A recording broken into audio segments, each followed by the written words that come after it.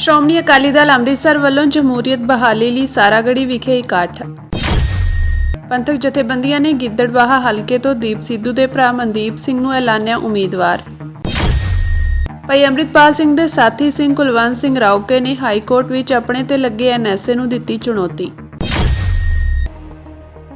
ਸ਼੍ਰੋਮਣੀ ਅਕਾਲੀ ਦਲ ਅੰਮ੍ਰਿਤਸਰ ਵੱਲੋਂ ਗੁਰਦੁਆਰਾ ਸਾਰਾਗੜ੍ਹੀ ਨੇੜੇ ਜਮਹੂਰੀਅਤ ਬਹਾਲੀ ਦਿਹਾੜਾ ਨਾਂ ਹੇਠ ਪ੍ਰੋਗਰਾਮ ਕਰਵਾਇਆ ਗਿਆ। ਇਸ ਮੌਕੇ ਸ਼੍ਰੋਮਣੀ ਗੁਰਦੁਆਰਾ ਪ੍ਰਬੰਧਕ ਕਮੇਟੀ ਨੂੰ ਬਾਦਲ ਦਲ ਤੋਂ ਆਜ਼ਾਦ ਕਰਵਾਉਣ ਲਈ ਅਤੇ ਐਸਜੀਪੀਸੀ ਚੋਣਾਂ ਦੇ ਮੁੱਦੇ ਤੇ ਵਿਚਾਰ ਚਰਚਾ ਹੋਈ। ਇਸ ਮੌਕੇ ਸਰਦਾਰ ਸਿਮਰਨਜੀਤ ਸਿੰਘ ਮਾਨ ਸਮੇਤ ਹੋਰ ਸਿੱਖ ਜਥੇਬੰਦੀਆਂ ਦੇ ਆਗੂਆਂ ਨੇ ਵੀ ਆਪਣੇ ਵਿਚਾਰ ਸਿੱਖ ਸੰਗਤਾਂ ਨਾਲ ਸਾਂਝੇ ਕੀਤੇ। ਆਪਣੇ ਰਾਜ ਬਾਬਾ ਬੰਦਾ ਸਿੰਘ ਬਹਾਦਰ ਦਾ, ਮਹਾਰਾਜਾ ਰਣਜੀਤ ਸਿੰਘ ਦਾ ਸਥਾਪਿਤ ਕਰਨ ਨੂੰ, ਪਰ ਹੁਣ ਕੀ ਅਸੀਂ ਆਪਣੀਆਂ ਇਲੈਕਸ਼ਨਾਂ ਪਾਰਲੀਮੈਂਟ ਦੀਆਂ ਨਹੀਂ ਕਰਾ ਸਕਦੇ। 32 ਸਾਲਾਂ ਤੋਂ ਆਪਣੇ ਸਿੰਘ ਜੇਲ੍ਹਾਂ ਦੇ ਵਿੱਚ ਬੈਠੇ ਐ, ਉਹ ਨਹੀਂ ਛਡਾ ਸਕੇ। ਸੂਬੇ ਦੇ ਪੰਜਾਬੀ ਬੋਲਦੇ ਇਲਾਕੇ ਹਰਿਆਣੇ, ਰਾਜਸਥਾਨ, ਕਸ਼ਮੀਰ ਤੇ ਹਿਮਾਚਲ ਪ੍ਰਦੇਸ਼ ਰਹਿ ਗਏ ਹੈ, ਉਹ ਵਾਪਸ ਨਹੀਂ ਕਰਾ ਸਕੇ। ਇਹਦੀ ਵਜ੍ਹਾ ਕੀ ਹੈ? ਮੈਨੂੰ ਲੱਗਦਾ ਹੈ ਕਿ ਵਜ੍ਹਾ ਇਹ ਹੈ ਕਿ ਅਸੀਂ 77 ਸਾਲਾਂ ਦੇ ਵਿੱਚ ਗੁਲਾਮੀ ਨੂੰ ਕਬੂਲ ਕਰ ਲਿਆ। ਅੱਜ ਵੋਟਾਂ ਦਾ ਰਾਜ ਹੈ। ਅਮਨ ਪਸੰਦ ਤਰੀਕੇ ਦੇ ਨਾਲ ਆਪਾਂ ਆਪਣੀ ਹਕੂਮਤ ਕਾਇਮ ਕਰ ਸਕਦੇ ਹਾਂ,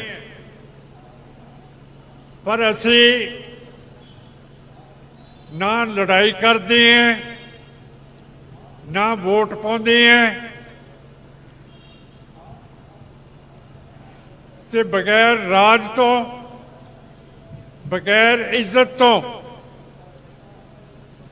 ਆਪਾਂ ਲੱਗੇ ਤੁਰੇ ਫਿਰਦੇ ਹਾਂ। ਕਦੇ ਅਸੀਂ ਵੋਟ ਬਾਦਲਾਂ ਨੂੰ ਪਾ ਦਿੰਦੇ ਹਾਂ, ਕਾਂਗਰਸ ਨੂੰ ਪਾ ਦਿੰਦੇ ਹਾਂ, ਆਮ ਪਾਰਟੀ ਨੂੰ ਪਾ ਦਿੰਦੇ ਹੈ, ਜਿਨ੍ਹਾਂ ਦਾ ਰਿਸ਼ਤਾ ਸਾਡੇ ਨਾਲ ਹੈ ਹੀ ਨਹੀਂ। ਹੁਣ ਮੈਨੂੰ ਦੱਸੋ, 4 ਜੂਨ 3-4 ਮਹੀਨੇ ਹੋਏ ਹੈ, ਇਲੈਕਸ਼ਨ ਹੋਏ ਹੈ। ਜੂਨ ਦਾ ਮਹੀਨਾ ਸਿੱਖ ਕੌਮ ਦੇ ਲਈ ਬੜਾ ਗਰਮ ਤੇ ਤੱਤਾ ਹੈ, ਕਿਉਂ ਕਰਕੇ 6 ਤਰੀਕ ਨੂੰ ਸੈਂਟਰ ਬੀਜੇਪੀ ਤੇ ਇੰਦਰਾ ਗਾਂਧੀ ਤੇ ਸਾਡੇ ਦਰਬਾਰ ਸਾਹਿਬ ਤੇ 36 ਹੋਰ ਗੁਰਦੁਆਰਿਆਂ ਦੇ ਉੱਤੇ ਫੌਜੀ ਅਟੈਕ ਕਰਤੇ ਸੀਗੇ। ਸੰਤ ਜਰਨੈਲ ਸਿੰਘ ਭਿੰਡਰਾਂਵਾਲੇ ਤੇ ਸਾਡੇ ਲੀਡਰ ਤੇ ਸਾਡੇ ਸਿੰਘ ਸ਼ਹਾਦਤਾਂ ਦੇ ਕੇ, ਪਰ ਤਾਂ ਵੀ ਅੱਜ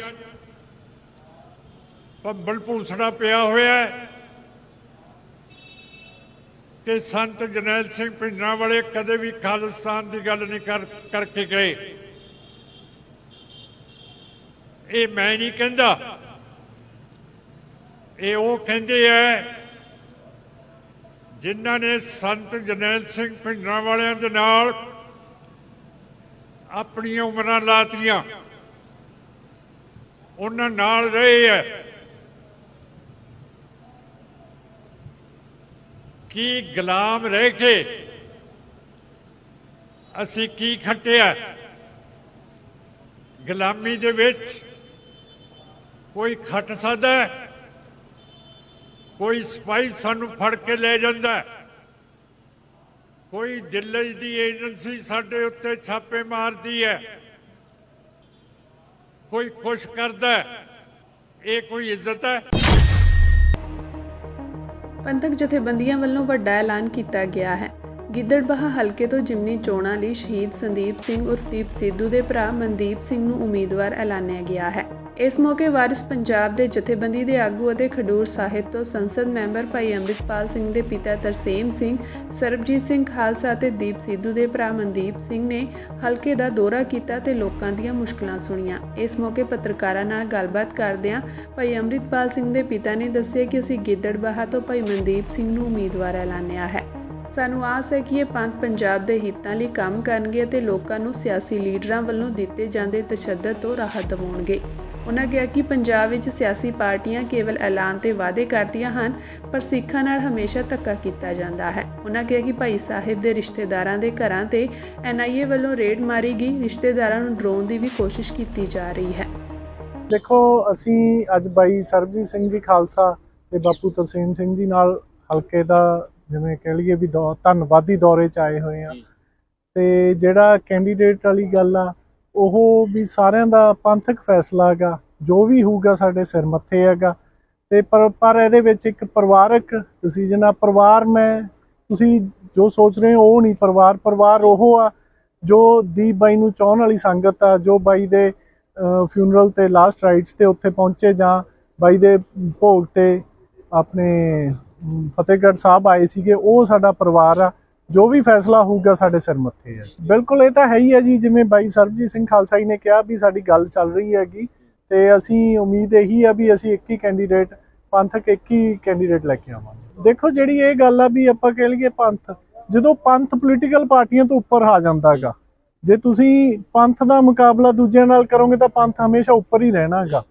ਤੇ ਇਹ ਗੱਲ ਆ ਵੀ ਪੋਲੀਟੀਕਲ ਪਾਰਟੀਆਂ ਠੀਕ ਆ, ਆਪਦਾ ਜ਼ੋਰ ਲਾਉਣਗੀਆਂ, ਪਰ ਜੋ ਪੰਥਕ ਫੈਸਲੇ ਹੈਗੇ ਆ ਤੇ ਉਹਦੇ ਹਿਸਾਬ ਨਾਲ ਅਸੀਂ ਪੰਥ ਦੇ ਪ੍ਰਤੀ ਸੱਚਿਆਂ ਹੋ ਕੇ ਲੜਨਾ। ਬਾਕੀ ਆਪੇ ਗੁਰੂ ਮਹਾਰਾਜ ਕਿਰਪਾ ਕਰਨਗੇ ਜੀ। ਇਹ ਜਿਹੜੇ ਮੁੱਦੇ ਹੈਗੇ ਆ ਜੀ, ਬਹੁਤ ਮੁੱਦੇ ਆ। ਇਸ ਹਿਸਾਬ ਨਾਲ ਜਿਵੇਂ ਹੁਣ ਵਿਚਰਨ ਲੱਗੇ ਆਂਗੇ ਤਾਂ ਹੌਲੀ ਹੌਲੀ ਸਾਰੇ ਮੁੱਦਿਆਂ ਬਾਰੇ ਵੀ ਜਾਣੂ ਹੋਏ ਆ। ਹੌਲੀ ਹੌਲੀ ਜਿਵੇਂ ਹੁਣ ਪਤਾ ਲੱਗਿਆ ਅੱਜ ਪਿੰਡ 'ਚ ਜਿਹੜਾ ਸਭ ਤੋਂ ਨਿਕਾਸੀ ਵਾਲਾ ਪਾਣੀ ਦਾ ਟੋਬਿਆਂ ਦੀ ਨਿਕਾਸੀ ਵਾਲਾ ਉਹ ਮੁੱਦਾ ਬਹੁਤ ਵੱਡਾ ਗਾ।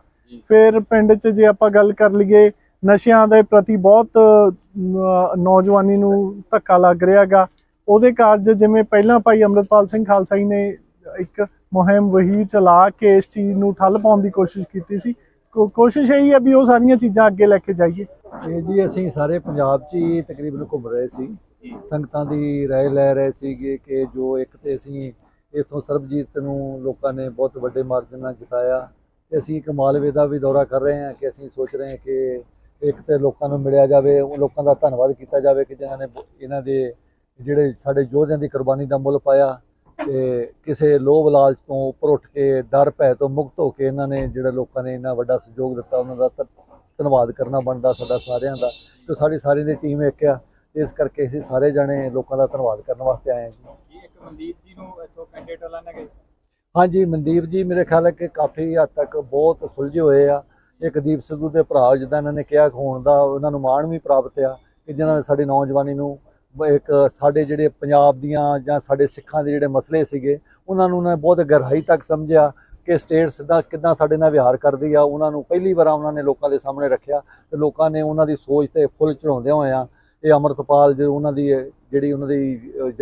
ਜਥੇਬੰਦੀ ਦੀ ਅਗਵਾਈ ਕਰਦੇ ਸੀ, ਉਹਨਾਂ ਨੂੰ ਵੀ ਲੋਕਾਂ ਨੇ ਬਹੁਤ ਪਿਆਰ ਦਿੱਤਾ। ਉਹਨਾਂ ਨੇ ਵੀ ਜਿਹੜੀ ਉਹਨਾਂ ਨੇ ਦੀਪ ਸਿੱਧੂ ਜਿਹੜੀ ਉਹਨਾਂ ਨੂੰ ਜ਼ਿੰਮੇਵਾਰੀ ਉਹਨਾਂ ਤੋਂ ਬਾਅਦ ਦਿੱਤੀ ਗਈ, ਉਹਨਾਂ ਨੇ ਬੜੇ ਬਖੂਬੀ ਨਿਭਾਈ। ਨੌਜਵਾਨੀ 'ਚ ਉਹਨਾਂ ਵਾਸਤੇ ਬਹੁਤ ਵੱਡਾ ਪਿਆਰ ਆ।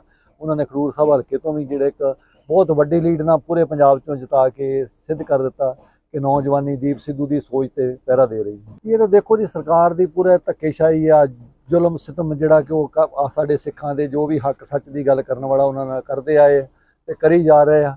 ਹੁਣ ਤੁਸੀਂ ਦੇਖੋ ਕਿ ਸਭ ਤੋਂ ਵੱਡੇ ਮਾਰਜਨ ਜਿੱਤਣ ਦੇ ਬਾਵਜੂਦ ਵੀ ਉਹਨਾਂ ਨੂੰ ਰਿਹਾ ਨਹੀਂ ਕੀਤਾ ਜਾ ਰਿਹਾ, ਸਗੋਂ ਉਹਨਾਂ ਦੇ ਪਰਿਵਾਰ ਨੂੰ ਜਾਂ ਹੋਰ ਟਾਰਗੇਟ ਕੀਤਾ ਜਾ ਰਿਹਾ। ਜਿੱਦਾਂ ਕੱਲ ਸਾਡੇ ਪਰਿਵਾਰਕ ਜਿਹੜੇ ਰਿਸ਼ਤੇਦਾਰਾਂ ਤੇ ਕੁਝ ਸਾਡੇ ਸਹਿਯੋਗੀਆਂ ਤੇ 10-12 ਘਰਾਂ ਤੇ ਉਹਨਾਂ ਨੇ NIA ਨੇ ਰੇਡ ਪਾਈ ਕਿ ਮਤਲਬ ਲੋਕਾਂ ਨੂੰ ਇਹ ਚੀਜ਼ ਹੈ ਕਿ ਅੰਮ੍ਰਿਤਪਾਲ ਦੀ ਜਿਹੜੀ ਆ ਜਾਂ ਇਹ ਵਾਰਸ ਪੰਜਾਬ ਜਥੇਬੰਦੀ ਦੀ ਜਿਹੜੀ ਆ ਇਹ ਲੋਕਾਂ 'ਚ ਬਹੁਤ ਵੱਡਾ ਸਤਿਕਾਰ ਵੱਧਦਾ ਜਾ ਰਿਹਾ। ਇਹਨੂੰ ਰੋਕਣ ਵਾਸਤੇ ਸਾਰਾ ਕੁਝ ਇਹ ਚੀਜ਼ਾਂ ਕੀਤੀਆਂ। ਇਹ ਜੀ ਲੋਕਾਂ ਦੇ ਮੁੱਦੇ ਤੇ ਬਹੁਤ ਆ, ਇਹ ਚੀਜ਼ ਹੈ ਕਿ ਇਹ ਮੁੱਦੇ ਤੇ ਜਿਹੜੇ ਹੈ ਕਿ ਮੇਰਾ ਖਿਆਲ ਹੈ ਕਿ ਐਮਪੀ ਦੀ ਵੀ ਕੋਈ ਲਿਮਿਟ ਆ ਜਾਂ ਲੋਕਾਂ ਉਹ ਜਿੰਨੇ ਕੁ ਅਸੀਂ ਹੱਲ ਕਰ ਸਕਦੇ ਹਾਂ ਅਸੀਂ ਕੋਸ਼ਿਸ਼ ਕਰਾਂਗੇ ਕਿ ਲੋਕਾਂ ਦੇ ਨਾਲ ਖੜਿਆ ਜਾਵੇ। ਪਰ ਇਹ ਜਿਹੜੀਆਂ ਸਾਡੀਆਂ ਸਰਕਾਰਾਂ ਸਾਡੇ ਨਾਲ ਵਾਅਦੇ ਕਰ ਕਰਕੇ ਝੂਠੇ ਧੋਖੇਬਾਜ਼ੀਆਂ ਕਰ ਕਰਕੇ ਸਰਕਾਰਾਂ ਬਣਾ ਲੈਂਦੇ, ਮੁੜ ਕੇ ਉਹ ਜਿਹੜੇ ਉਹ ਵਾਅਦੇ ਕਰਕੇ ਆਏ ਉਹਦਾ ਕੁਝ ਵੀ ਨਹੀਂ ਕਰਦੇ। ਇਹ ਸਰਕਾਰਾਂ ਦੀ ਜ਼ਿੰਮੇਵਾਰੀ ਹੈ ਨਸ਼ਾ ਰੋਕਣਾ, ਬੇਅਦਬੀਆਂ ਦਾ ਇਨਸਾਫ ਦੇਣਾ, ਬੰਦੀ ਸਿੰਘਾਂ ਨੂੰ ਰਿਹਾ ਕਰਵਾਉਣਾ। ਅੱਜ ਗਿੱਦੜਬਾਹਾ ਹਲਕੇ ਦੇ ਵਿੱਚ ਆਏ ਸੀ ਅਸੀਂ। ਇੱਕ ਤਾਂ ਪਿੰਡਾਂ ਦਾ ਧੰਨਵਾਦੀ ਦੌਰਾ ਸੀ, ਦੂਜਾ ਅਸੀਂ ਮਨਦੀਪ ਜੀ ਨੂੰ, ਇਹ ਸਾਡੇ ਕੈਂਡੀਡੇਟ ਹੈ ਗਿੱਦੜਬਾਹੇ ਤੋਂ ਜਿਮਨੀ ਚੋਣ ਦੇ, ਤੇ ਇਹਨਾਂ ਦੀ ਇੰਟਰੋਡਕਸ਼ਨ ਕਰਾਣੀ ਸੀ। ਇਹ ਦੋ ਕੰਮ ਅਸੀਂ ਆਏ ਸੀ। ਸਵੇਰ ਤੋਂ ਅਸੀਂ ਵਾਹਵਾ 7-8 ਪਿੰਡਾਂ 'ਚ ਜਾਏ ਆਏ ਤੇ ਅਸੀਂ ਆਪਣਾ ਵੀ ਧੰਨਵਾਦੀ ਦੌਰਾ ਕਰ ਲਿਆ। ਇਹ ਵੀ ਸਾਡੇ ਨਾਲ ਪਿੰਡਾਂ ਦੇ ਵਿੱਚ ਸੀ, ਅਸੀਂ ਗ੍ਰਾਂਟਾਂ ਵੀ ਦਿੱਤੀਆਂ ਹੈ ਤੇ ਇਹਨਾਂ ਦੀ ਇੰਟਰੋਡਕਸ਼ਨ ਵੀ ਕਰਵਾਈ। ਬਾਪੂ ਜੀ ਵੀ ਸਾਡੇ ਨਾਲ ਸੀਗੇ ਸਵੇਰ ਤੋਂ, ਮਤਲਬ ਅਸੀਂ ਤਿੰਨੇ ਚਾਰੇ ਜਣੇ ਸਾਰੀ ਟੀਮ ਸਾਡੀ ਪਿੰਡਾਂ 'ਚ ਹੀ ਵਰਕ ਕਰਦੀ ਸੀ। ਨਹੀਂ ਕੋਈ ਨਹੀਂ, ਮੁੱਦੇ ਤਾਂ ਉਹਨਾਂ ਨੇ ਕਿਹਾ ਬਈ ਜੀ ਬਾਕੀਆਂ ਤੋਂ ਤਾਂ ਸਭ ਦਾ ਮਨ ਉੱਠ ਗਿਆ ਹੈ ਬਈ। ਉਹ ਕਹਿੰਦੇ ਬਈ ਤੁਸੀਂ ਜਿਹੜਾ ਕੈਂਡੀਡੇਟ ਦਿੱਤਾ ਹੈ ਬਈ ਇਸ ਤੋਂ ਵਧੀਆ ਕੈਂਡੀਡੇਟ ਕਿਸੇ ਵੀ ਪਾਰਟੀ ਕੋਲ ਨਹੀਂ ਹੈ। ਅਸੀਂ ਜੀ ਗੱਲ ਕਰ ਲਾਂਗੇ ਉਹਨਾਂ ਨਾਲ ਵੀ ਕੀ ਗੱਲ ਬਣਦੀ ਹੈ, ਕੋਈ ਗੱਲ ਨਹੀਂ, ਅਸੀਂ ਗੱਲ ਕਰ ਲਾਂਗੇ।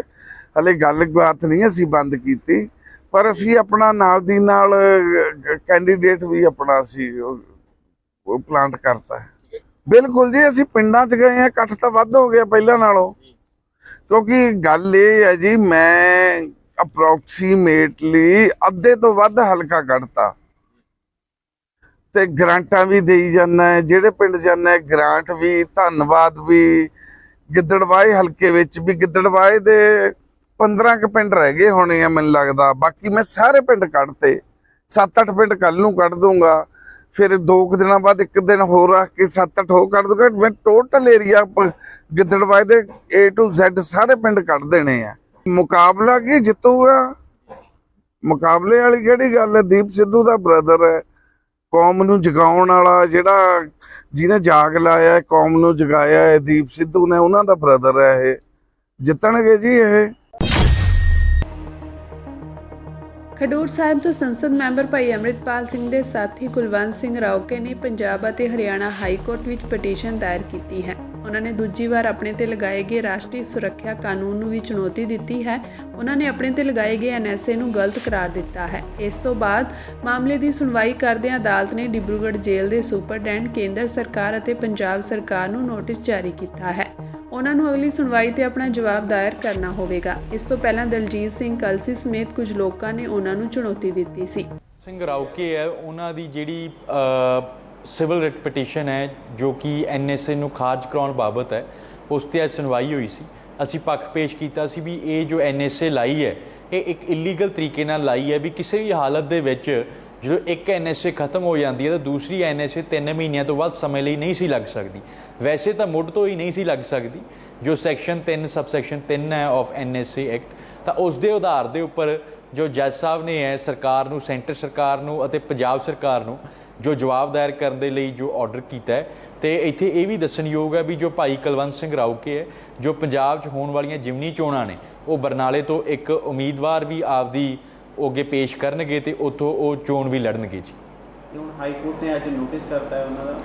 ਹਾਂਜੀ, ਜੋ ਆਰਡਰ ਕੀਤਾ ਹੈ ਵੀ ਜੋ ਰਿਸਪੋਂਡੈਂਟਸ ਨੇ ਇਸ ਦੇ ਵਿੱਚ ਭਾਰਤ ਸਰਕਾਰ ਹੈ, ਪੰਜਾਬ ਸਰਕਾਰ ਹੈ, DC ਅੰਮ੍ਰਿਤਸਰ, SSP ਅੰਮ੍ਰਿਤਸਰ ਤੇ ਜੋ ਜੇਲ੍ਹ ਸੁਪਰਡੈਂਡੈਂਟ ਹੈ ਸੈਂਟਰਲ ਜੇਲ੍ਹ ਡਿਬਰੂਗੜ੍ਹ ਅਸਾਮ, ਉਹਨਾਂ ਨੂੰ ਜਵਾਬ ਤਲਬੀ ਕੀਤੀ ਹੈ ਵੀ ਉਹ ਆਪਦਾ ਜਵਾਬ ਇਸ ਦੇ ਵਿੱਚ ਦਾਖਲ ਕਰਨ ਜੀ। ਰੂਸ ਅਤੇ ਯੂਕਰੇਨ ਨੇ ਸ਼ਨੀਚਰਵਾਰ ਅਤੇ ਐਤਵਾਰ ਦੀ ਦਰਮਿਆਨੀ ਰਾਤ ਨੂੰ ਇੱਕ ਦੂਜੇ ਤੇ ਮਿਸਾਈਲਾਂ ਅਤੇ ਡਰੋਨ ਦਾਗੇ। ਰੂਸ ਵੱਲੋਂ ਯੂਕਰੇਨੀ ਬੰਦਰਗਾਹ ਸ਼ਹਿਰ ਓਡੇਸਾ ਤੇ ਕੀਤੇ ਗਏ ਮਿਸਾਈਲ ਹਮਲੇ ਵਿੱਚ 2 ਵਿਅਕਤੀ ਮਾਰੇ ਗਏ। ਯੂਕਰੇਨੀ ਹਵਾਈ ਫੌਜ ਨੇ ਕਿਹਾ ਕਿ ਉਹਨਾਂ 14 ਵਿੱਚੋਂ 10 ਡਰੋਨ ਮਾਰ ਸੁੱਟੇ, ਜਦਕਿ 3 ਮਿਸਾਈਲਾਂ 'ਚੋਂ ਇੱਕ ਨੂੰ ਹਵਾ ਵਿੱਚ ਹੀ ਤਬਾਹ ਕੀਤਾ ਗਿਆ। ਓਡੇਸਾ ਦੇ ਗਵਰਨਰ ਓਲੇਗ ਕੀਪਰ ਨੇ ਕਿਹਾ ਕਿ ਸ਼ਨੀਚਰਵਾਰ ਰਾਤ ਹੋਏ ਹਮਲੇ ਵਿੱਚ 3 ਵਿਅਕਤੀ ਜ਼ਖਮੀ ਹੋ ਗਏ। ਉਧਰ ਰੂਸੀ ਰੱਖਿਆ ਮੰਤਰਾਲੇ ਨੇ ਕਿਹਾ ਕਿ ਉਹਨਾਂ ਐਤਵਾਰ ਤੜਕੇ 29 ਯੂਕਰੇਨੀ ਡਰੋਨ ਮਾਰ ਸੁੱਟੇ ਅਤੇ ਮਲਬਾ ਡਿੱਗਣ ਕਾਰਨ ਕੋਈ ਨੁਕਸਾਨ ਨਹੀਂ ਹੋਇਆ। ਉਹਨਾਂ ਕਿਹਾ ਕਿ ਪੱਛਮੀ ਰਿਆਜ਼ਾਨ ਖਿੱਤੇ ਵਿੱਚ ਨੌਜਵਾਨਾਂ ਨੇ ਇੱਕ ਯੂਕਰੇਨੀ ਡਰੋਨ ਨੂੰ ਤਬਾਹ ਕੀਤਾ ਹੈ। ਬੰਗਲਾਦੇਸ਼ ਦੀ ਗੱਦੀਓਂ ਲਾਂਭੇ ਕੀਤੀ ਪ੍ਰਧਾਨ ਮੰਤਰੀ ਸ਼ੇਖ ਹਸੀਨਾ ਅਤੇ 58 ਹੋਰਨਾਂ ਖਿਲਾਫ ਦੇਸ਼ ਵਿੱਚ ਪਿਛਲੇ ਮਹੀਨੇ ਹਿੰਸਕ ਝੜਪਾਂ ਦੌਰਾਨ ਇੱਕ ਵਿਦਿਆਰਥੀ ਦੇ ਕਤਲ ਦੀ ਕੋਸ਼ਿਸ਼ ਦੇ ਦੋਸ਼ ਹੇਠ ਕੇਸ ਦਰਜ ਕੀਤਾ ਗਿਆ ਹੈ। ਮੀਡੀਆ ਦੀ ਖਬਰ ਵਿੱਚ ਇਹ ਜਾਣਕਾਰੀ ਦਿੱਤੀ ਗਈ ਹੈ। ਸਰਕਾਰੀ ਨੌਕਰੀਆਂ ਵਿੱਚ ਕੋਟਾ ਪ੍ਰਣਾਲੀ ਖਿਲਾਫ ਵਿਦਿਆਰਥੀਆਂ ਦੇ ਵੱਡੇ ਪੱਧਰ ਤੇ ਪ੍ਰਦਰਸ਼ਨਾਂ ਕਾਰਨ ਸ਼ੇਖ ਹਸੀਨਾ 5 ਅਗਸਤ ਨੂੰ ਅਸਤੀਫਾ ਦੇਣ ਮਗਰੋਂ ਭਾਰਤ ਚਲੀ ਗਈ ਸੀ, ਜਿਸ ਖਿਲਾਫ ਇਹ ਨਵਾਂ ਕੇਸ ਦਰਜ ਕੀਤਾ ਗਿਆ ਹੈ। ਹਸੀਨਾ ਖਿਲਾਫ ਪਹਿਲਾਂ ਵੀ ਕਈ ਕੇਸ ਦਰਜ ਕੀਤੇ ਜਾ ਚੁੱਕੇ ਹਨ।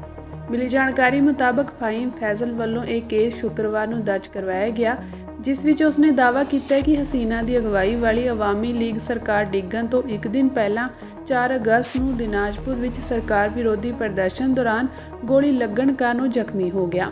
ਕਤਲ ਦੀ ਕੋਸ਼ਿਸ਼ ਦੇ ਦੋਸ਼ ਹੇਠ ਦਰਜ ਇਸ ਨਵੇਂ ਕੇਸ ਵਿੱਚ 59 ਮੁਲਜ਼ਮਾਂ ਵਿੱਚ ਹਸੀਨਾ, ਸਾਬਕਾ ਵਿਪ ਇਕਬਾਲਪੁਰ ਰਹੀਮ ਅਤੇ ਦਿਨਾਜਪੁਰ ਸਦਰ ਉਪ ਜ਼ਿਲ੍ਹਾ ਚੇਅਰਮੈਨ ਇਮਾਦ ਸਰਕਾਰ ਸ਼ਾਮਿਲ ਹਨ। ਖਬਰ ਮੁਤਾਬਕ ਇਸ ਨਾਲ ਸ਼ੇਖ ਹਸੀਨਾ ਖਿਲਾਫ ਦਰਜ ਕੇਸਾਂ ਦੀ ਗਿਣਤੀ 155 ਹੋ ਗਈ ਹੈ, ਜਿਸ ਵਿੱਚ ਕਤਲ ਦੇ 136, ਮਨੁੱਖਤਾ ਖਿਲਾਫ ਅਪਰਾਧ ਤੇ ਨਸਲਕੁਸ਼ੀ ਦੇ 7, ਅਗਵਾ ਦੇ 3, ਹੱਤਿਆ ਦੀ ਕੋਸ਼ਿਸ਼ ਦੇ 8 ਅਤੇ ਬੰਗਲਾਦੇਸ਼ ਨੈਸ਼ਨਲਿਸਟ ਪਾਰਟੀ ਦੇ ਜਲੂਸ ਤੇ ਹਮਲੇ ਸੰਬੰਧੀ ਇੱਕ ਕੇਸ ਸ਼ਾਮਿਲ ਹੈ। ਕੌਮੀ ਘੱਟ ਗਿਣਤੀ ਕਮਿਸ਼ਨ ਦੇ ਸਾਬਕਾ ਚੇਅਰਮੈਨ ਤਰਲੋਚਨ ਸਿੰਘ ਨੇ ਕੈਨੇਡਾ ਦੇ ਕਿਊਬਿਕ ਸੂਬੇ ਵਿੱਚ ਸਰਕਾਰੀ ਅਹੁਦਿਆਂ ਤੇ ਤੈਨਾਤ ਸਿੱਖਾਂ ਦੇ ਦਸਤਾਰ ਸਜਾਉਣ ਤੇ ਪਾਬੰਦੀ ਦਾ ਵਿਰੋਧ ਕੀਤਾ ਹੈ। ਉਨ੍ਹਾਂ ਸ਼੍ਰੀ ਅਕਾਲ ਤਖਤ ਸਾਹਿਬ ਦੇ ਜਥੇਦਾਰ, ਸ਼੍ਰੋਮਣੀ ਗੁਰਦੁਆਰਾ ਪ੍ਰਬੰਧਕ ਕਮੇਟੀ ਦੇ ਪ੍ਰਧਾਨ ਅਤੇ ਕੈਨੇਡਾ ਦੇ ਸਿੱਖ ਸੰਸਦ ਮੈਂਬਰਾਂ ਨੂੰ ਅਪੀਲ ਕੀਤੀ ਕਿ ਉਹ ਇਹ ਮੁੱਦਾ ਉੱਥੋਂ ਦੀ ਸਰਕਾਰ ਦੇ ਸਾਹਮਣੇ ਚੁੱਕਣ।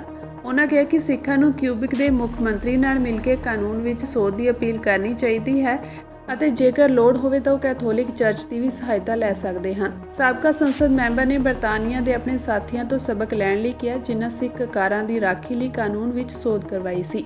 ਕਿਊਬਿਕ ਸੂਬੇ ਵਿੱਚ ਜੂਨ 2019 ਵਿੱਚ ਪਾਸ ਕੀਤੇ ਗਏ ਵਿਵਾਦਿਤ ਕਾਨੂੰਨ ਬਿੱਲ 21 ਵਿੱਚ ਜੱਜਾਂ, ਪੁਲਿਸ ਅਧਿਕਾਰੀਆਂ, ਅਧਿਆਪਕਾਂ ਅਤੇ ਹੋਰ ਸਰਕਾਰੀ ਅਹੁਦਿਆਂ ਤੇ ਤੈਨਾਤ ਵਿਅਕਤੀਆਂ ਨੂੰ ਕੰਮ ਸਮੇਂ ਕਿਰਪਾਨ, ਦਸਤਾਰ ਜਾਂ ਹਿਜਾਬ ਜਿਹੇ ਧਾਰਮਿਕ ਚਿੰਨ੍ਹ ਧਾਰਨ ਕਰਨ ਤੇ ਪਾਬੰਦੀ ਲਾਈ ਗਈ ਹੈ।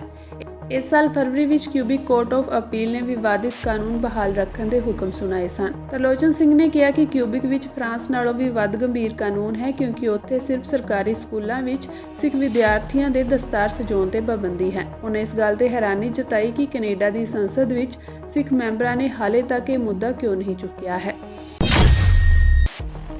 ਅਮਰੀਕੀ ਜਾਂਚ ਏਜੰਸੀ FBI ਨੇ ਕਿਹਾ ਹੈ ਕਿ ਫਲੋਰੀਡਾ ਦੇ ਵੈਸਟ ਪਾਮ ਬੀਚ ਵਿੱਚ ਦੇਸ਼ ਦੇ ਸਾਬਕਾ ਰਾਸ਼ਟਰਪਤੀ ਡੋਨਲਡ ਟਰੰਪ ਦੇ ਗੋਲਫ ਕਲੱਬ ਵਿੱਚ ਉਹਨਾਂ ਦੀ ਹੱਤਿਆ ਦੀ ਕੋਸ਼ਿਸ਼ ਕੀਤੀ ਗਈ ਹੈ। ਜ਼ਿਕਰਯੋਗ ਹੈ ਕਿ ਇਸ ਤੋਂ ਕਰੀਬ 9 ਹਫ਼ਤੇ ਪਹਿਲਾਂ ਇੱਕ ਬੰਦੂਕਧਾਰੀ ਵੱਲੋਂ 13 ਜੁਲਾਈ ਨੂੰ ਇੱਕ ਰੈਲੀ ਦੌਰਾਨ ਟਰੰਪ ਨੂੰ ਨਿਸ਼ਾਨਾ ਬਣਾਉਂਦਿਆਂ ਗੋਲੀਬਾਰੀ ਕੀਤੀ ਗਈ ਸੀ। ਹਾਲ ਹੀ ਦੀ ਘਟਨਾ ਵਿੱਚ ਟਰੰਪ ਜਿੱਥੇ ਗੋਲਫ ਖੇਡ ਰਿਹਾ ਸੀ, ਉੱਥੇ ਕੁਝ ਦੂਰੀ ਤੇ ਲੁੱਕ ਕੇ ਬੈਠੇ ਅਮਰੀਕੀ ਸੀਕ੍ਰੇਟ ਸਰਵਿਸ ਦੇ ਏਜੰਟ ਨੇ ਦੇਖਿਆ ਕਿ 400 ਗਜ਼ ਦੀ ਦੂਰੀ ਤੇ ਝਾੜੀਆਂ ਵਿੱਚ ਇੱਕ AK ਸ਼ੈਲੀ ਰਾਈਫਲ ਦੀ ਨਾਲੀ ਦਿਖ ਰਹੀ ਸੀ, ਜਿਸ ਤੇ ਏਜੰਟ ਵੱਲੋਂ ਗੋਲੀ ਚਲਾਉਣ ਤੇ ਬੰਦੂਕਧਾਰੀ ਰਾਈਫਲ ਛੱਡ ਕੇ ਫਰਾਰ ਹੋ ਗਿਆ, ਪਰ ਬਾਅਦ ਵਿੱਚ ਅਧਿਕਾਰੀਆਂ ਨੇ ਉਸ ਨੂੰ ਕਾਬੂ ਕਰ ਲਿਆ। ਅਧਿਕਾਰੀਆਂ ਨੇ ਦੱਸਿਆ ਕਿ ਮੌਕੇ ਤੋਂ 2 ਬੈਗ, ਨਿਸ਼ਾਨਾ ਲਗਾਉਣ ਲਈ ਵਰਤੀ ਜਾਣ ਵਾਲੀ ਦੂਰਬੀਨ ਅਤੇ ਕੈਮਰਾ ਵੀ ਮਿਲੇ ਹਨ। ਸਾਬਕਾ ਮੁੱਖ ਮੰਤਰੀ ਫਾਰੂਕ ਅਬਦੁੱਲਾ ਨੇ ਕਿਹਾ ਕਿ ਪ੍ਰਧਾਨ ਮੰਤਰੀ ਨਰਿੰਦਰ ਮੋਦੀ ਇਹ ਕਹਿ ਕੇ ਦੇਸ਼ ਨੂੰ ਗੁੰਮਰਾਹ ਕਰ ਰਹੇ ਹਨ ਕਿ ਕੇਂਦਰ ਸ਼ਾਸਿਤ ਪ੍ਰਦੇਸ਼ ਵਿੱਚ ਨੈਸ਼ਨਲ ਕਾਨਫਰੰਸ ਕਾਂਗਰਸ ਗੱਠਜੋੜ ਦੀ ਸਰਕਾਰ ਬਣਨ ਨਾਲ ਦਹਿਸ਼ਤਗਰਦੀ ਸੁਰਜੀਤ ਹੋਵੇਗੀ। ਨੈਸ਼ਨਲ ਕਾਨਫਰੰਸ ਆਗੂ ਨੇ ਕਿਹਾ ਕਿ ਮੈਂ ਪ੍ਰਧਾਨ ਮੰਤਰੀ ਨੂੰ ਕਹਿਣਾ ਚਾਹੁੰਦਾ ਹਾਂ ਕਿ ਧਾਰਾ 370 ਰੱਦ ਕੀਤੇ ਜਾਣ ਮਗਰੋਂ ਪਿਛਲੇ 5 ਸਾਲਾਂ ਤੋਂ ਉਹਨਾਂ ਦੀ ਸਰਕਾਰ ਦਾ ਹੀ ਸ਼ਾਸਨ ਹੈ। ਉਹ ਆਮ ਤੌਰ ਤੇ ਕਹਿੰਦੇ ਹਨ ਕਿ ਇੱਥੇ ਦਹਿਸ਼ਤਗਰਦੀ ਲਈ ਧਾਰਾ 370 ਜ਼ਿੰਮੇਵਾਰ ਹੈ, ਪਰ ਅੱਜ ਧਾਰਾ 370 ਨਹੀਂ ਹੈ। ਇਹ ਅੱਤਵਾਦ ਕਿੱਥੋਂ ਆ ਰਿਹਾ ਹੈ? ਅਬਦੁੱਲਾ ਨੇ ਗੰਦਰਬਲ ਹਲਕੇ ਤੋਂ ਪਾਰਟੀ ਉਮੀਦਵਾਰ ਉਮਰ ਅਬਦੁੱਲਾ ਦੇ ਹੱਕ ਵਿੱਚ ਚੋਣ ਪ੍ਰਚਾਰ ਦੌਰਾਨ ਕਿਹਾ ਕਿ ਇਹ ਹਥਿਆਰ ਕਿੱਥੋਂ ਆ ਰਹੇ ਹਨ ਜਿਨ੍ਹਾਂ ਨਾਲ ਆਮ ਲੋਕਾਂ ਦੀ ਹੱਤਿਆ ਤੇ ਫੌਜ ਦੇ ਜਵਾਨਾਂ ਨੂੰ ਸ਼ਹੀਦ ਕੀਤਾ ਜਾ ਰਿਹਾ ਹੈ। ਉਹਨਾਂ ਨੂੰ ਇਸ ਗੱਲ ਦਾ ਜਵਾਬ ਦੇਣਾ ਚਾਹੀਦਾ ਹੈ। ਉਹਨਾਂ ਨੇ ਟਿੱਪਣੀ ਪ੍ਰਧਾਨ ਮੰਤਰੀ ਮੋਦੀ ਵੱਲੋਂ ਨੈਸ਼ਨਲ ਕਾਨਫਰੰਸ ਕਾਂਗਰਸ ਅਤੇ PDP ਦੇ ਸੱਤਾ ਵਿੱਚ ਆਉਣ ਖਿਲਾਫ ਲੋਕਾਂ ਨੂੰ ਚੌਕਸ ਕਰਨ ਦੇ ਇੱਕ ਦਿਨ ਬਾਅਦ ਕੀਤੀ ਹੈ। ਮੋਦੀ ਨੇ ਦੋਸ਼ ਲਗਾਇਆ ਸੀ ਕਿ ਉਕਤ ਪਾਰਟੀਆਂ ਦੀਆਂ ਨੀਤੀਆਂ ਨੇ ਦਹਿਸ਼ਤਗਰਦੀ ਦਾ ਪਿੜ ਬੰਨਿਆ, ਨੌਜਵਾਨ ਲੀਡਰਸ਼ਿਪ ਨੂੰ ਦਬਾਇਆ ਤੇ ਜੰਮੂ ਕਸ਼ਮੀਰ ਨੂੰ ਖੋਖਲਾ ਕੀਤਾ ਹੈ। ਸਾਬਕਾ ਮੁੱਖ ਮੰਤਰੀ ਨੇ ਕਿਹਾ ਕਿ ਮੈਂ ਸਾਡੇ ਤੇ ਦੋਸ਼ ਲਾਉਣ ਵਾਲਿਆਂ ਨੂੰ ਕਹਿਣਾ ਚਾਹੁੰਦਾ ਹਾਂ ਕਿ ਜਦੋਂ ਤੁਸੀਂ ਇੱਕ ਉਂਗਲ ਸਾਡੇ ਵੱਲ ਕਰਦੇ ਹੋ ਤਾਂ 3 ਉਂਗਲਾਂ ਤੁਹਾਡੇ ਵੱਲ ਵੀ ਹੁੰਦੀਆਂ ਹਨ। ਤੁਸੀਂ ਕੀ ਕੀਤਾ? ਤੁਸੀਂ ਲੋਕਾਂ ਨੂੰ ਗੁੰਮਰਾਹ ਕਰ ਰਹੇ ਹੋ। ਤੁਸੀਂ ਰੋਜ਼ਾਨਾ ਝੂਠ ਬੋਲ ਰਹੇ ਹੋ। ਦੂਜੇ ਪਾਸੇ ਪੀਪਲਜ਼ ਡੈਮੋਕ੍ਰੈਟਿਕ ਪਾਰਟੀ ਮੁਖੀ ਮਹਿਬੂਬਾ ਮੁਫਤੀ ਨੇ ਕਿਹਾ ਕਿ ਉਹਨਾਂ ਦੀ ਪਾਰਟੀ ਜੰਮੂ ਕਸ਼ਮੀਰ ਅਸੈਂਬਲੀ ਚੋਣਾਂ ਸਿਰਫ ਵਿਕਾਸ ਕਰਨ ਲਈ ਹੀ ਨਹੀਂ, ਬਲਕਿ ਭਾਜਪਾ ਨੂੰ ਕਸ਼ਮੀਰ ਦੇ ਮੁੱਦੇ ਅਤੇ ਧਾਰਾ 370 ਨੂੰ ਦਫਨ ਕਰਨ ਤੋਂ ਰੋਕਣ ਲਈ ਵੀ ਲੜ ਰਹੀ ਹੈ। ਮੁਫਤੀ ਮੁਤਾਬਕ ਭਾਜਪਾ ਲਈ ਸ਼ਰਮ ਵਾਲੀ ਗੱਲ ਹੈ ਕਿ ਉਹ ਕਹਿ ਰਹੀ ਹੈ ਕਿ ਸਥਿਤੀ ਸੁਧਰ ਰਹੀ ਹੈ, ਪਰ ਉਹ ਜੰਮੂ ਕਸ਼ਮੀਰ ਵਿੱਚ ਪਿਛਲੇ 10 ਸਾਲਾਂ ਤੋਂ ਚੋਣਾਂ ਨਹੀਂ ਕਰਵਾ ਸਕੀ। ਲੋਕ ਦੁਖੀ ਹਨ, ਉਹਨਾਂ ਦਾ ਦਮ ਘੁੱਟ ਰਿਹਾ ਹੈ। ਉਹ ਅਜਿਹੀ ਸਰਕਾਰ ਬਣਾਉਣਾ ਚਾਹੁੰਦੇ ਹਨ ਜਿਹੜੀ ਉਹਨਾਂ ਦੀਆਂ ਚਿੰਤਾਵਾਂ ਤੇ ਮੁਸ਼ਕਲਾਂ ਦੂਰ ਕਰ ਸਕੇ। ਲੋਕ ਸਭਾ ਮੈਂਬਰ ਸ਼ੇਖ ਅਬਦੁਲ ਰਾਸ਼ਿਦ ਉਰਫ ਇੰਜੀਨੀਅਰ ਰਾਸ਼ਿਦ ਦੀ ਅਗਵਾਈ ਵਾਲੀ ਅਵਾਮੀ ਇਤਿਹਾਦ ਪਾਰਟੀ ਅਤੇ ਜਮਾਤ-ਏ-ਇਸਲਾਮੀ ਦੇ ਸਾਬਕਾ ਮੈਂਬਰਾਂ ਨੇ ਜੰਮੂ ਕਸ਼ਮੀਰ ਵਿਧਾਨ ਸਭਾ ਚੋਣਾਂ ਲਈ ਰਣਨੀਤਿਕ ਗੱਠਜੋੜ ਕੀਤਾ ਹੈ। ਏਆਈਪੀ ਨੇ ਇੱਕ ਬਿਆਨ ਵਿੱਚ ਕਿਹਾ ਕਿ ਅੱਜ ਹੋਈ ਸਾਂਝੀ ਮੀਟਿੰਗ ਵਿੱਚ ਏਆਈਪੀ ਦੇ ਵਫਦ ਦੀ ਅਗਵਾਈ ਪਾਰਟੀ ਮੁਖੀ ਤੇ ਮੁੱਖ ਤਰਜਮਾਨ ਇਨਾਮ ਉਲ ਨਬੀ ਨੇ, ਜਦਕਿ ਏਆਈ ਵਫਦ ਦੀ ਅਗਵਾਈ ਗੁਲਾਮ ਕਾਦਰ ਵਾਨੀ ਨੇ ਕੀਤੀ। ਜੇਆਈ ਦੇ ਅਹਿਮ ਆਗੂ ਵੀ ਚਰਚਾ ਵਿੱਚ ਸ਼ਾਮਿਲ ਹੋਏ। ਦੱਸ ਦਈਏ ਕਿ ਕੇਂਦਰੀ ਗ੍ਰਹਿ ਮੰਤਰਾਲੇ ਨੇ 2019 ਵਿੱਚ ਜਮਾਤ-ਏ-ਇਸਲਾਮੀ ਤੇ ਪਾਬੰਦੀ ਲਗਾ ਦਿੱਤੀ ਸੀ। ਫਰਵਰੀ ਮਹੀਨੇ ਵਿੱਚ ਇਹ ਪਾਬੰਦੀ 5 ਸਾਲ ਲਈ ਹੋਰ ਵਧਾ ਦਿੱਤੀ ਗਈ ਸੀ।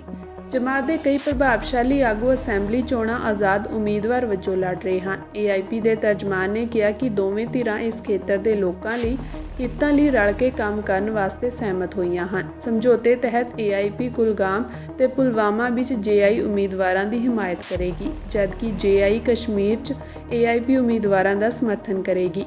ਉਨ੍ਹਾਂ ਆਖਿਆ ਕਿ ਗੱਠਜੋੜ ਦਾ ਟੀਚਾ ਏਆਈਪੀ ਤੇ ਜੇਆਈ ਉਮੀਦਵਾਰਾਂ ਨੂੰ ਜਿਤਾਉਣਾ ਅਤੇ ਇਹ ਯਕੀਨੀ ਬਣਾਉਣਾ ਕਿ ਜੰਮੂ ਕਸ਼ਮੀਰ ਦੇ ਲੋਕਾਂ ਕੋਲ ਮਜ਼ਬੂਤ ਨੁਮਾਇੰਦਗੀ ਹੋਵੇ ਜੋ ਉਹਨਾਂ ਦੀਆਂ ਭਾਵਨਾਵਾਂ ਤੇ ਇੱਛਾਵਾਂ ਨੂੰ ਪੇਸ਼ ਕਰ ਸਕੇ।